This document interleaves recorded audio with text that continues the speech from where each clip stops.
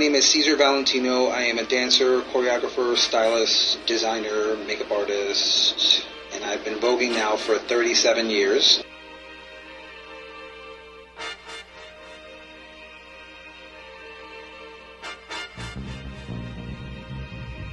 I started in 1983, but I was first exposed to voguing in 1982. The reason why I decided to vogue was because it was a dance that was based on posing. It was just very fascinating to me, but it was also a dance that I noticed that was about expressing yourself through these movements, and it was like posing like it was like a pantomime freeze frame. I started old style voguing, which is very pop at the time. That was still in the days when people were doing electric boogie and stuff, so I was still popping and very Tai Chi, very ninja type voguing.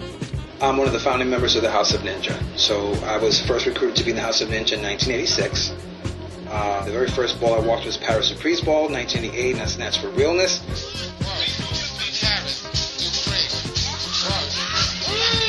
If there's anybody else walking the old way. And then after that, later the year, I started winning trophies for voguing. It was an incredible experience.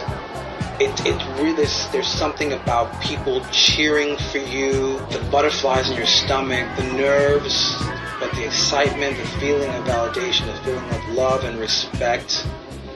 New York was very different. It was, you didn't have the same freedom to kind of be gay and openly gay and wear what you wanted. There's an attack on the individuals that happen to be here, but it's an attack on the gay community. Many gays say they now travel in groups, fearing that walking alone might increase their chances of being attacked.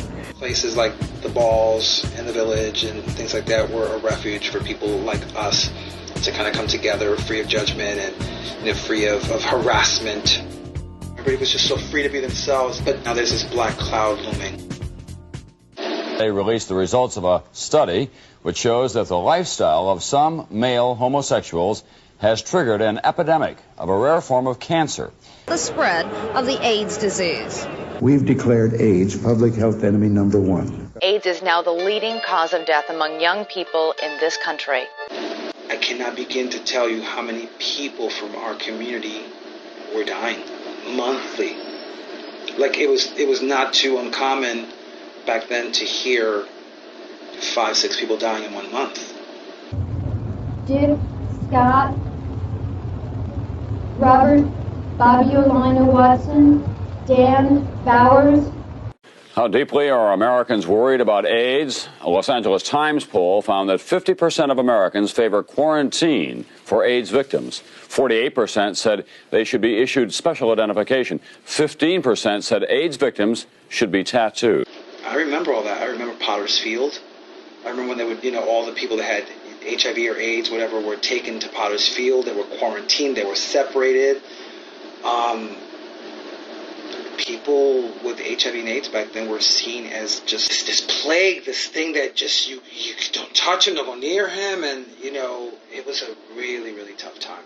And you had like the ACT UP and some other smaller kind of organizations that did outreach and intervention, and so the GMHC stepped in and they started creating programs like the House of Latex. I had an opportunity to get involved with the House of Latex and what it stood for, intervening in the community that I'm in, which is the Black and Latino community, and the scene that we do, and what we're involved in, and what we thrive on, which is the bull scene.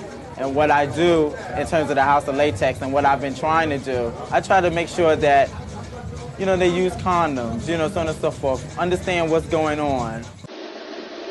It's a big deal to still be here. Without the people whose shoulders you stand on, you wouldn't be doing what you're doing right now. It's important to honor and respect your elders, just like you honor and you respect your ancestors. Without them, you wouldn't be here right now. So I think it's important to not only preserve the history and the culture, but to honor and respect your elders, a lot of which are still alive and well. Don't go to people's funerals. Honor people in life, not in death.